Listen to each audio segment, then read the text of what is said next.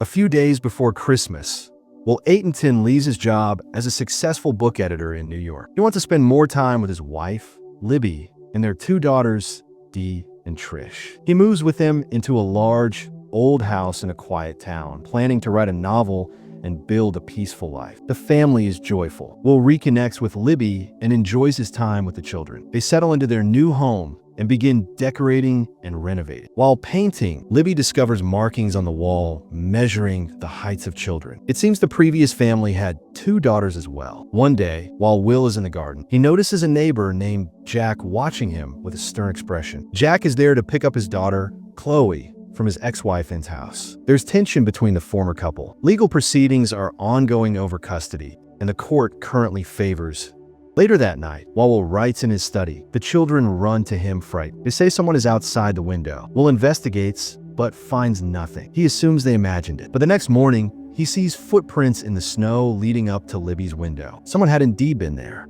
That night, Will hears strange noises from the basement. He goes down and discovers a group of teenagers performing a seance. They claim they thought the house was abandoned. One of them says it's haunted and that 5 years ago, the man who lived there killed his wife and daughters. They believe he might have returned. The group quickly runs away. Will doesn't mention this to Libby. The next day, he visits the local police to ask about the house's history. The officers are dismissive but confirm that a man named Peter Ward lived there and that his wife and two daughters were murdered. Peter was the only survivor. Back home, Will finds his daughters shaken. They overheard something about murders from a neighbor's daughter. Concerned, Will visits and to ask her to keep quiet around the kids, and listens but doesn't respond. That night, Libby finds Will in the basement, painting over disturbing newspaper clippings and writing on the wall. He finally tells her about the break-in and the murders.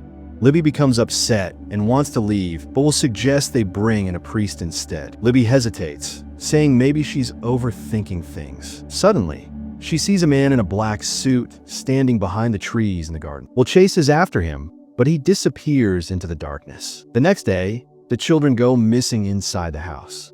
Will and Libby search everywhere. They finally find them playing in a hidden crawl space behind a wall. There, Will discovers two old books with the names Catherine and Briesh written inside, matching the height markings found earlier. It becomes clear the previous family also had two daughters. Disturbed, Will digs deeper into the house's history. He reviews old newspaper clippings and film reels. The story is horrifying. The previous homeowner, Peter Ward, allegedly shot his wife and daughters in the house. Will begins to wonder why none of the neighbors warned. It might explain why the house was so affordable. Soon after, and brings food to Will, trying to befriend him. But when he asks about Peter Ward, she grows quiet and leaves quickly. That night, Libby points out 3 bullet holes in the wall. They sit together going through more clippings and find that after the murder, Peter was sent to Greenhaven Psychiatric Hospital. The next day, Will visits Greenhaven. While waiting in a lobby, he sneaks upstairs and enters room 308, where he finds a photo of Peter's wife and daughters, identical to his own family. A man enters the room and Will attacks him, believing him to be Peter. But the man says his name is Martin and that Peter left the facility long ago. Will returns home in shock. He doesn't know what to tell Libby. If Peter is no longer in the hospital, could he be the one watching them? Could the children be in danger? Suddenly, Will sees a car speeding away from his driveway. He calls the police and shows them the photo he found at Greenhaven, demanding they arrest the man. But the police again dismiss his concerns and watches from a distance, silent but clearly unsettled. Frustrated, Will returns to Greenhaven and meets Dr. Milan, the hospital's head. He asks for full details on Peter Ward. Milan shows him a video taken when Peter was first admitted. Peter was violent and had a large scar on the back of his head. Milan explains that Peter was shot by his wife while she tried to defend herself. Will watches another video of Peter trying to escape the hospital. In the background, he notices and was there at the time. This confirms that and knew the truth about him from the beginning. Then, Milan tells Will something shocking. Peter refused to be called Peter anymore. He believed he didn't kill his family. He removed his name from the hospital records and adopted a new identity, Will Aitonton. Dr. Milan plays old surveillance footage. In it, Peter Ward is revealed to be Will himself. Will is stunned. Everything begins to unravel in his mind. If he truly is Peter Ward, then Libby and the children are gone. They died 5 years ago. But how can that be possible? He remembers them so clearly. He speaks to them, lives with them, loves them. Panicking, Will calls Libby. She answers the phone. Does that mean she's real? Or is this another illusion? As he walks through the city, more details begin to click into place. The office he thought he left in the beginning wasn't a publishing company. It was Greenhaven Psychiatric Hospital. The co-workers who said goodbye to him were actually other patients. Back at the house, everything has changed. The home is now boarded up, abandoned. It looks like no one has lived there in years. Will forces his way inside. It's cold and lifeless. Dust covers the furniture. The warmth of his family is gone. But then, the flower vase on the table catches his eye. The same one he thought was sent by a fan. He breaks down, overwhelmed with grief. He hides his unfinished manuscript inside a stair panel. He lights candles on the table and sits quietly. Suddenly, Libby appears. The children are playing in the background. Will slips into his fantasy again. Libby feels his forehead and says he has a fever. Will tells her what Dr. Milan revealed, that none of them are real, that they died 5 years ago, that it was his fault. Libby denies it, wanting to believe they're still together. Will brings Dee and Trish to the height markings on the wall. He asks them their real names. Dee replies British, and Trish says Catherine. Will's chest tightens. The illusion is breaking. Libby, whose real name was Elizabeth, knows the truth too, but she stays quiet. She just wants to comfort him. She puts the children to bed and cools his forehead with a cloth. Late that night, Will wakes to Libby screaming. The children are sick, struggling to breathe. Libby says they have high fevers, but Will knows it's not a fever, it's the bullet wounds. Trish has a gunshot through her chest. Dee has one on her back. He holds them, sobbing. Libby refuses to accept it. In front of him, their daughters die once again. A knock echoes through the house. Will opens the door to find the police outside. They escort him out, saying the house is condemned and no one is allowed to stay there, and appears and gently asks, "Do you really see them?"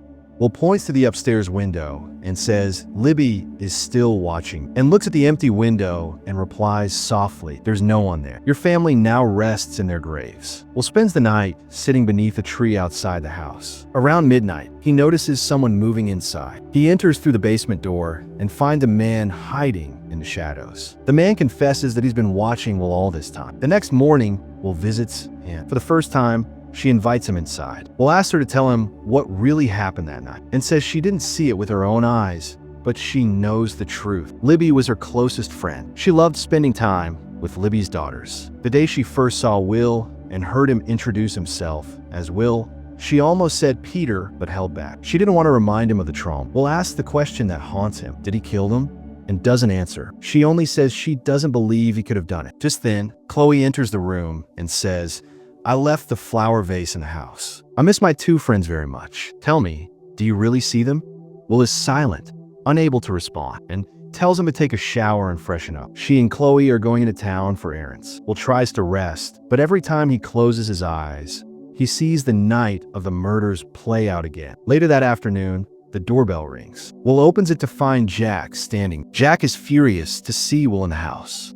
He storms off with Chloe. Will realizes his presence is putting others in danger before leaving and gives him a card and urges him to visit Dr. Glay, someone who once treated him. Will agrees. At the clinic, he asks the doctor one question: "Why did Libby leave me?" Dr. Glay replies there wasn't strong evidence to convict him, but enough to hold him responsible. Will says, "If I really did this, if I kill my family, I'll end myself." Dr. Glay responds calmly, "If you accept that, I'll help you. I'll cure you. I'll take your pain away." But Will leaves without a word. He returns to his abandoned home. Breaking the glass on the door, he enters and wanders through the empty rooms. Libby and the children appear once more. He puts them to bed and begs Libby to tell him what really happened. She refuses.